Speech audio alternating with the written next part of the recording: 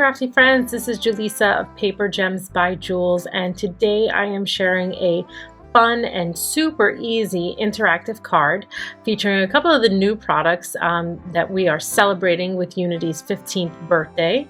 The stamp set is called Clowning Around Gnome, and it is absolutely adorable.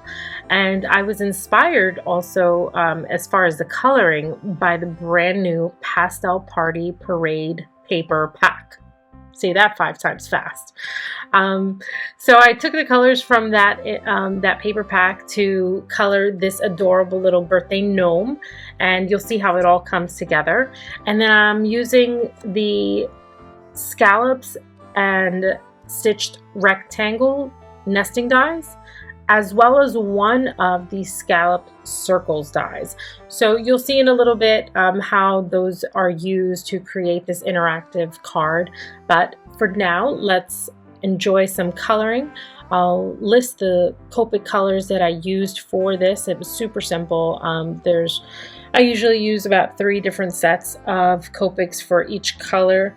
And again, I was inspired by the paper pack, so it's like a fun turquoise, a hot pink, and a yellow that creates this costume. All right, so enjoy some coloring and feel free to fast forward if you want to get into the nitty-gritty of the interactive card. Enjoy.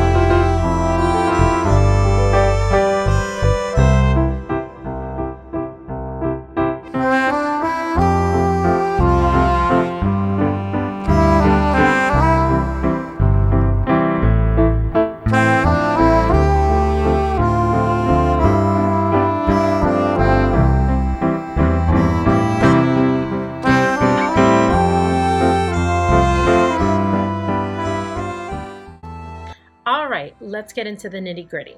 So I've already done some die cutting. So I have die cut the largest scalloped rectangle in the hot pink paper, and then the polka dot paper I did with the largest stitched rectangle.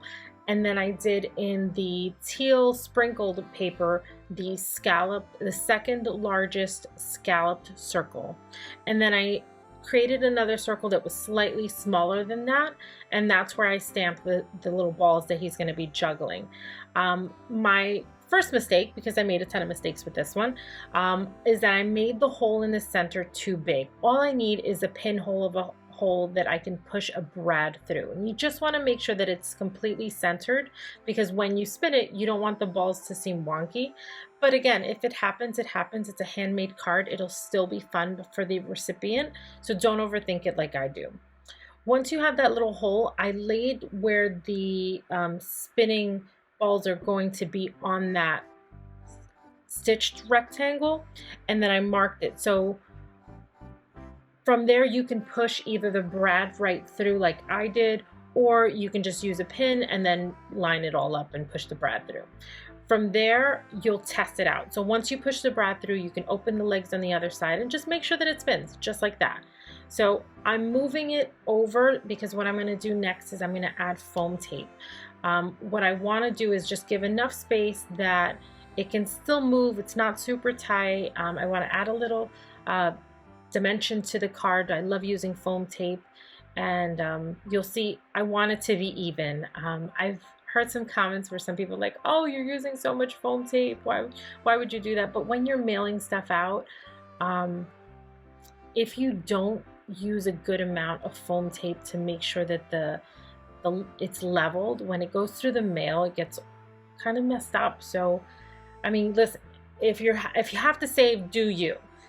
But if you're sending something out and you don't want it to get any wonkier, then, you know, just throw in the foam tape. It's made with love.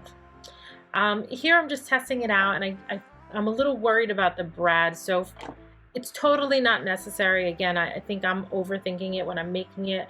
I just needed to put some washi tape to hold that down. Again, it's not going to be a big deal. It doesn't really make a difference. It still spins around. I am removing the tape. Another technique that I like to use, especially when I'm using foam tape, is to add liquid glue onto the foam tape, so that way I have a little wiggle room. Sometimes foam tape, once it sticks to that paper, once you lay it on that paper, it is done. It is adhered. You're not making an extra effort to line it up or anything. That's it. So the liquid glue allows you to manipulate, and you'll see here again, making mistakes. I think I'm lining it up perfectly, and when I lay it down, it's not right, and I can just pull it right off because that liquid glue hasn't dried, and it gives you, again, just a chance to make it right. So again, my overthinking, testing it out. All right, we're good to go. And that brad you won't ever see. Another mistake I made is I actually wanted to color those balls in using the same colors as the costume, but now they look like snowballs. So do whatever you want. I just totally made that blunder. So I cut out some banners using the same sprinkled teal paper piece, and so I made that banner, and then I'm putting the sentiment right on top of it using a very thin foam tape that I have. I would definitely invest in a couple different sizes of foam tape. I love foam tape. I love adding it onto cards. You'll see that I like using it. And having sometimes a thin one is easier than trying to cut the thicker one. So if you can get 2 sets, I would say get the 1/4 inch and then getting the, I think it's like a 1/8 of an inch. All right, so now here's another tricky part with this, because you can't totally adhere this clown, but you don't want him to kind of be flopping around. So what I'm going to do is I'm lining him up as to where, so that way his hat covers that brad and you won't see it and it'll look like he's juggling. Oh, and I just had an idea, like, you know what, instead of stamping that on white, you could also do it on acetate. Okay, ideas everywhere.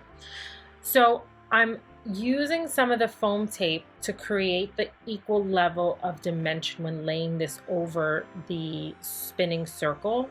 But what you have to make sure you do is not to remove the coverage on that tape so that it doesn't stick. It's just there to support it so that it's all even when it's sent out in the mail, and that it makes more sense. And here I'm just using a glue dot onto the brad, because that you can adhere the hat to, and that way he stays, he doesn't float around or anything, he stays on there, but that brad doesn't have to move. And here you are. How fun is that?